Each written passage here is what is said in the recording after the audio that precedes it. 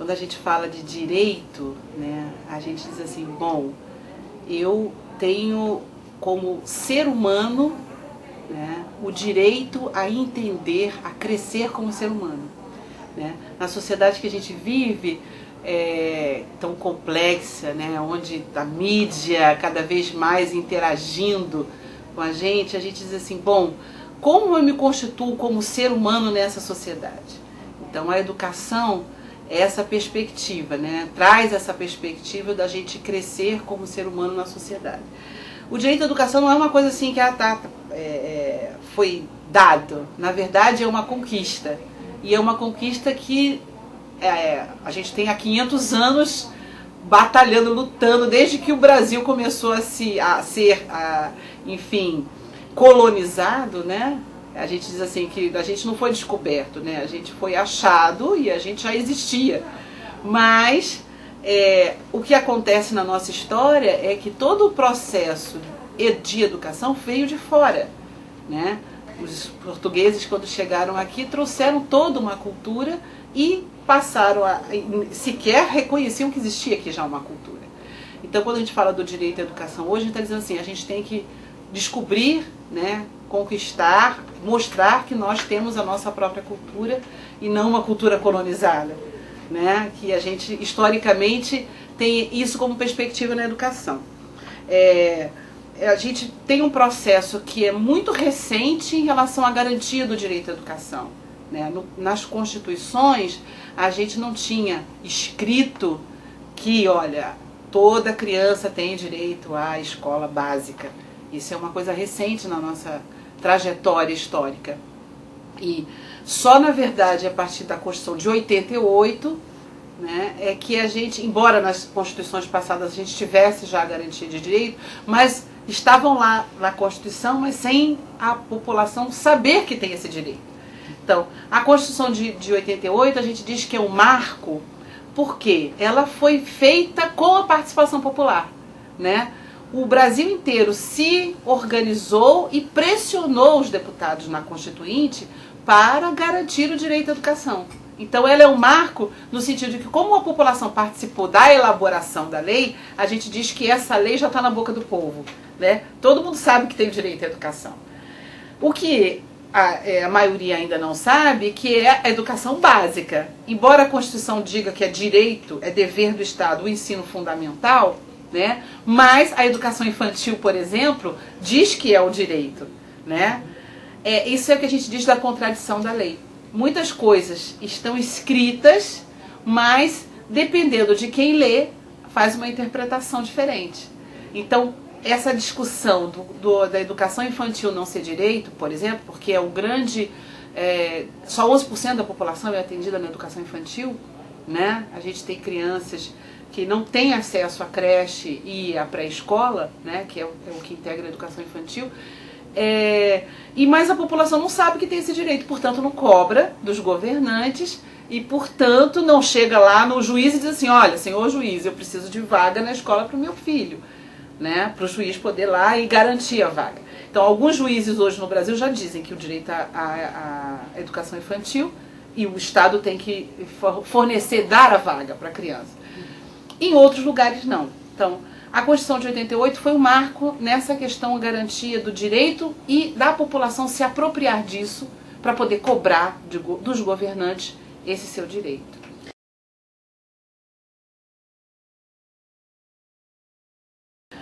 A gente também não conquistou o acesso na educação infantil, porque a gente tem um percentual muito baixo no Brasil que tem acesso à creche e pré-escola. O Fundeb traz essa perspectiva ainda muito insuficiente por conta do financiamento, e a gente sabe que a educação infantil é cara. A gente não conquistou o acesso ainda no ensino médio e na formação profissional, que é o outro gargalo. Agora, inclusive, é um gargalo bem grande, porque como o Fundef financiou durante 10 anos só o ensino fundamental, então a gente quase que universalizou o ensino fundamental, todo mundo está lá passando para o ensino médio e agora não tem escola de ensino médio e não tem formação profissional, né? Então é preciso abrir muita escola de ensino médio e de formação profissional. Bem, então acesso é uma coisa. Agora, a outra discussão é, bom, o que adianta chegar na escola se chega na quarta série, que agora o quarto ano, né? E a criança não sabe ler, não sabe fazer as operações básicas matemáticas. Que é isso que a gente está vendo, embora com leve melhora, um pouquinho aqui, a cada nova avaliação, a gente está um pouquinho de melhora, mas a melhora é muito insignificante em relação ao percentual de alunos que a gente sabe que não consegue ler, né? Ler, quando a gente diz também, não é decodificar palavras, né? Não basta, o que a gente mais tem no Brasil é o analfabetismo funcional, né? O que é o analfabeto funcional? Aquele que lê, mas não sabe o que leu. Ele decodifica as palavras, mas não consegue interpretar as palavras. Não consegue reescrever um texto, né? E isso é o que a gente mais tem, pessoas que não conseguem saber ler um jornal e interpretar aquilo que está dito no jornal, né? A gente tem pessoas que não sabem nem o que é analfabeto funcional. A gente vê isso, né, no nosso dia a dia. Quanto mais interpretar alguma ação do governo, alguma ação de tal ou qual político, ou seja, se inserir como cidadão na sociedade, poder intervir de fato na sociedade, né? Então, esse cidadão que a gente chama plenamente alfabetizado é o que a gente não tem formado na escola.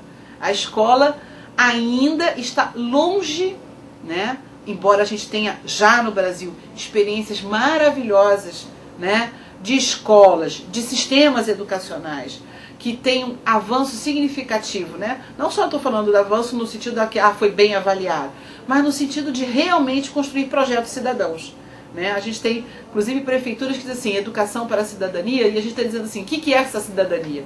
Porque agora tudo é cidadão, né? Então a gente ouve cidadão, eu quero ser um cidadão, mas o que é ser cidadão?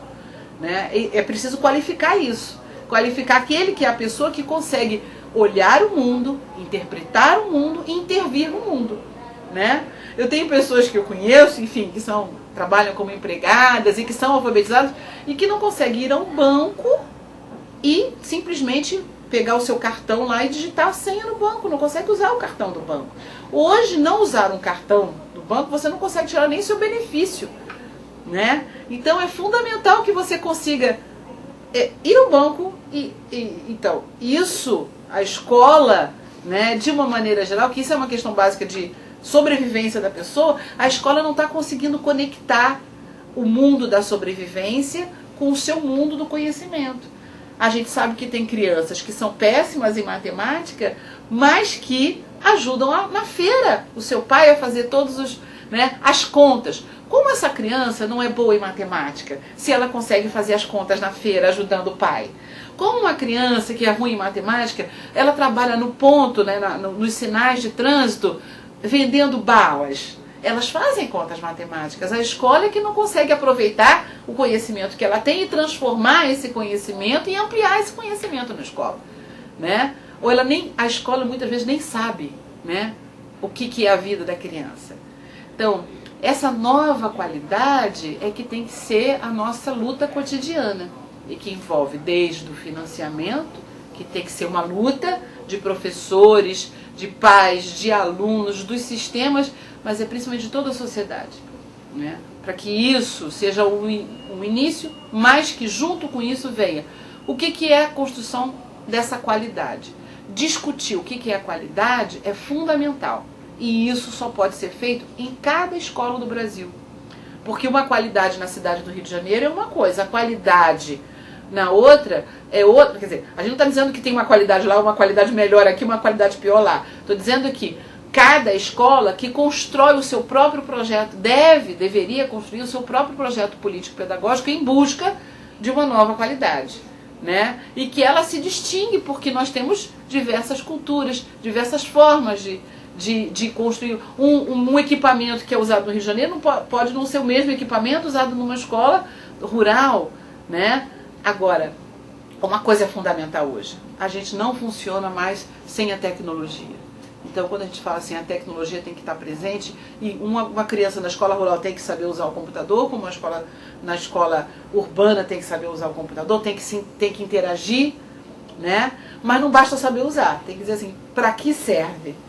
Porque só ligar o computador e fazer o joguinho, que também tem isso, né? Essa ilusão que é informática, porque eu consegui acessar a internet. A gente sabe também que tem muita gente que acessa a internet, consegue copiar e colar, mas não consegue refletir sobre aquilo que leu.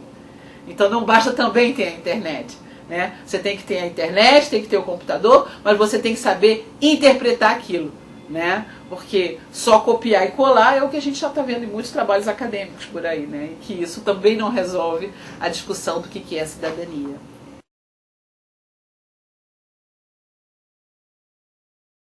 Eu não acredito em política pública que não seja feita com a população. E aí, se a gente fala a nível das escolas, né, eu estou falando uma política macro e uma política micro.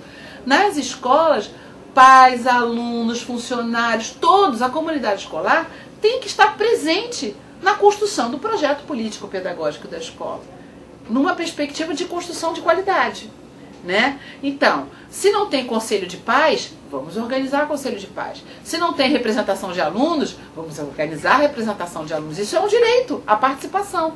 E a escola só vai andar de fato se todos participarem dela. E não é aquela participação só para dizer assim, aqui na minha escola, que a gente também vê muito isso, né? Aqui na minha escola tem conselho de pais. Os pais, aí você vai, bom, quem são? Então ali os pais, eles vêm aqui, assinam a ata, né? O diretor pede para assinar a ata de prestação de contas. Isso não é conselho de pais, né? Isso não é conselho escola-comunidade. Conselho é o conselho que discute desde quais são os dinheiros que a escola recebeu, né? A escola recebe dinheiro às vezes da prefeitura, recebe do governo federal, dinheiro direto na escola. Bom, recebemos uma verba, vamos fazer o que com essa verba? Quem tem que decidir? É o diretor da escola? Claro que não. Quem tem que decidir é o conselho da escola. Porque o conselho da escola é que vai saber, bom, a gente precisa melhorar nossa informática, a gente precisa fazer um conserto aqui. Muitas vezes o conselho de escola é só para assinar aquilo que já foi decidido, muitas vezes pela direção da escola, né? E isso não é participação. Então, vai desde a discussão das verbas até a discussão. Qual é o projeto que a escola tem que ter? Essa escola não está ensinando, tem muita reprovação, as crianças não estão aprendendo. Por que as crianças não estão aprendendo? Vamos ver como é que os professores estão ensinando. Não é para ficar na coisa de dizer, olha, o professor que não sabe ensinar. Não, é para junto descobrir o caminho, né? É para junto chegar o professor e falar assim, não, mas você faz realmente essas contas todas na feira? Me diz como você faz essas contas na feira. E aí o professor vai mudar toda a sua forma de ensinar, porque ele descobriu que ele faz a conta de outra forma. Então por que tem que ser da forma como o professor diz a conta armada? A minha filha chegou, mãe, eu já aprendi a fazer conta armada, mas antes de fazer a conta armada, ela já sabia fazer a conta na cabeça. Ela já praticava o exercício da conta no problema cotidiano dela. A escola não consegue lidar com isso, com essa realidade e poder transformar o seu projeto pedagógico no sentido de vamos vivenciar esta realidade e vamos, obviamente, incluir coisas nessa realidade, trazer novos conhecimentos, agregando a realidade de cada um, né? Então essa perspectiva de participação, de construção coletiva, é aquela que eu entendo possa ser um caminho, né, de construção de uma nova qualidade do ensino.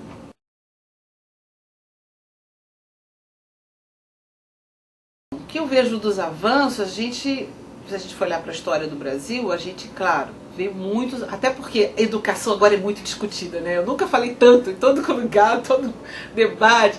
Então isso é uma coisa que está fervendo, assim, a população está se apropriando dessa discussão, né? Aí, o Fundeb também trouxe isso, essa coisa da necessidade de discutir quanto custa. Eu acho que os professores estão mais atentos, a comunidade, os pais, enfim. Eu acho que existe uma mobilização. Houve uma Conferência Nacional de Educação, organizada pelo Ministério da Educação esse ano, no início desse ano, e nós vamos ter em 2010, eu estou até inclusive na organização pela Campanha Nacional pelo Direito à Educação, na organização do Congresso Nacional de Educação em 2010. Um congresso amplo, enfim, com todos os níveis e modalidades, para que todo mundo possa participar.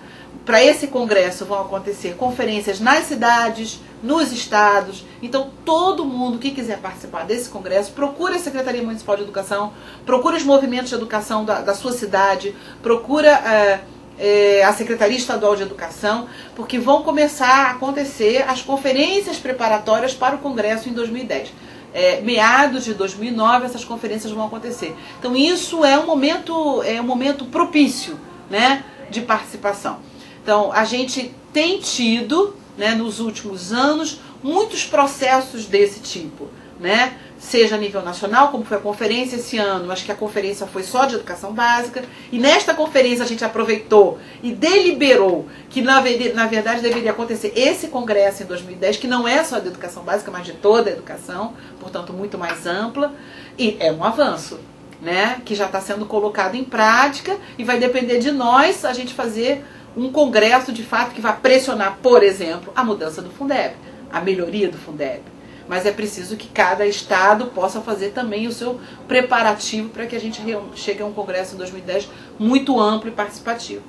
A gente tem avanços micro, né, em cidades. A gente tem muitas cidades no Brasil que já praticam com uma concepção de Estado, né, a gestão democrática. Né? E quando eu digo isso, concepção de Estado, é porque não é só educação. Quando a gente fala que educação é muito mais ampla que a escola, que a Secretaria Municipal de Educação, né? A educação, quando a gente fala no sentido amplo, é aquela que vem e ela está presente em todos os cantos de uma cidade. Por exemplo, simplesmente jogar um papel no lixo, né? E não jogar no chão, ou pegar o seu lixo e não jogar nos rios, né? Porque eles vão voltar, tem até uma propaganda, o lixo vai voltar para você, volta, na enxurrada volta. Né? A ideia de você reciclar o seu lixo, de você construir projetos de reaproveitamento do lixo, né? Porque a gente sabe que isso é fundamental para a sobrevivência humana. Então isso é uma concepção de educação, mas que não está presente só na Secretaria de Educação. É uma concepção que perpassa todos os espaços da cidade e, portanto, a Secretaria de Saúde, de Esporte e Lazer, de Saneamento, de Habitação, etc. Então, existem experiências no Brasil onde esta concepção de cidade gerida pela população, desde o orçamento que é participativo, aquilo que a gente chama de orçamento democrático, orçamento participativo, né? Que cada bairro discute ali quais são as suas necessidades, e isso vai para... Aí você elege os seus representantes, que vai para um conselho regional, e ali você elege um conselho fiscal, que vai... Bom, ali se vota o orçamento da cidade. Então, o meu dinheiro do meu imposto vai ser investido nisso, ano que vem, porque assim foi deliberado pela população daquela cidade. E a Câmara de Vereadores tem que aprovar, né, aquele orçamento que foi construído democraticamente, e mais, a Prefeitura, no ano seguinte, tem que realizar as obras que foram decididas por aquele coletivo, por aquela cidade. E ali, aí vai dizer assim, não, mas depois o prefeito pode não cumprir. Não, mas ali o próprio movimento de construção do orçamento elege também um conselho que vai fiscalizar a prefeitura e dizer, olha, por que o senhor não cumpriu? Por que não fez essa obra? O prefeito tem que se explicar. Essas experiências já estão existindo. Isso, não desde o orçamento ali, né, que é macro, até o orçamento dentro da própria escola, quando os conselhos da escola decidem o que vão fazer com a verba que chega direto para a escola. Quando os conselhos de escola em conjunto discutem qual vai ser o projeto político-pedagógico da escola. Né? Então a perspectiva de participação ela tem se ampliado. É verdade que ainda é pouco em relação ao que quando a gente fala assim de Brasil, mas é possível, né? Nós vamos ter agora em janeiro o Fórum Social Mundial, né? Um outro mundo é possível. E dentro do Fórum Social Mundial nós vamos discutir também a educação, uma outra educação é possível. E lá vão estar, vai ser em Belém no final de janeiro. Então, lá vão estar presentes, né, estas experiências, o que dá um pouco pra gente essa perspectiva de que, olha, não existe só coisa ruim acontecendo. Existem também muitas coisas boas e a gente pode redimensioná-las e trazê-las também para a nossa cidade. Uma das coisas boas são exatamente os movimentos de educação que têm, né, se fortalecido. Então, assim, uma outra pergunta é qual é a proposta da campanha nacional pelo direito à educação? Então, a campanha, ela existe, ela, enfim, se organiza desde 1999 e ela congrega entidades no Brasil inteiro, enfim, de todas as áreas, né? A gente tem movimentos assim, comunitários, a gente tem universidade, no meu caso eu participo como universidade da organização aqui no Rio, a gente tem, enfim, estudantes, movimento negro, a gente tem de todas as articulações da sociedade presentes na campanha, coordenada por algumas entidades, e que essas entidades também, existem assembleias que a gente muda, né, a direção da campanha, de anos em anos. E desde o início a gente se propõe a ser uma articulação de pressão, né, aos governos. Portanto, a gente, recentemente, o Fundeb, a gente teve um grande movimento, né, porque a proposta do governo inicialmente excluía as creches dessa perspectiva do Fundeb, e nós fizemos o que a gente chama do movimento dos fraldas pintadas, né? A gente teve o movimento dos caras pintados, aliás foi até uma sugestão do Rio de Janeiro e foi aceita. A gente fez um bebê de fralda pintada, a gente foi para a rua, a gente foi para o Congresso Nacional, subimos as escadarias do Congresso com carrinho de bebê, pressionando os deputados, olha, sem creche não dá. Então a gente conseguiu incluir as creches no Fundeb. A gente agora, recentemente, terminou essa pesquisa nacional que gerou o livro, o custo aluno qualidade inicial, que é isso que eu coloquei, do que seria, né, o custo de uma criança, desde a creche até o nível médio numa escola, que gerou um livro, e a gente está fazendo o lançamento do livro no Brasil inteiro para poder disseminar a ideia do que seria essa qualidade, né?